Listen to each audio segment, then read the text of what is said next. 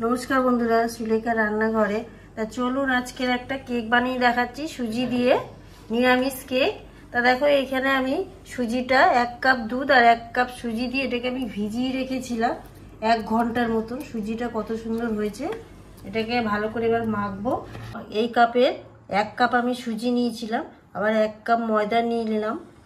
आमी half cup दूध दिए एरकम 1 कप सुजी भिजिয়েছিলাম। एखाने आबार एकटु दूध व्यवहार करछि। एखाने आमी तेलও দিচ্ছি এই কাপে সব মেপে মেপে 1 কাপের মতন।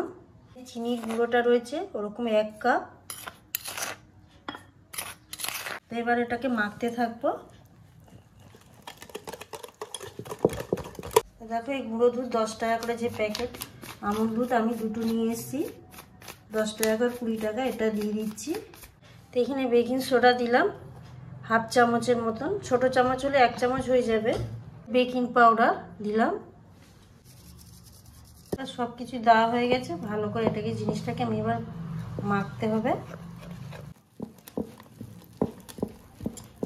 ভ্যানিলা এসেন্স এবার দিয়ে দিলাম। একটু এখানে অল্প সাদা তেল দিচ্ছি, হচ্ছে কত সুন্দর। তা কেকটার উপর আমি একটু টুটি বুটি দিয়ে দিলাম।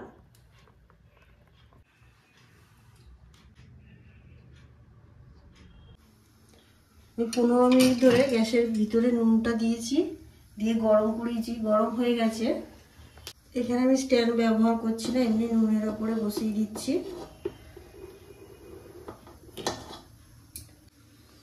তো আমি এবার ঢাকনা দিয়ে রাখলাম, কত সময় লাগবে সেটা আপনাদের বলে দেবো। দেখো 25 মিনিট ধরে আমি রেখে দিয়েছিলাম, জিনিসটা দেখলাম পুরো তৈরি হয়ে গেছে, ঠান্ডাও হয়ে গেছে। আমি লাভিয়ে নিচ্ছি, নিয়ে কেটে দেখাচ্ছি।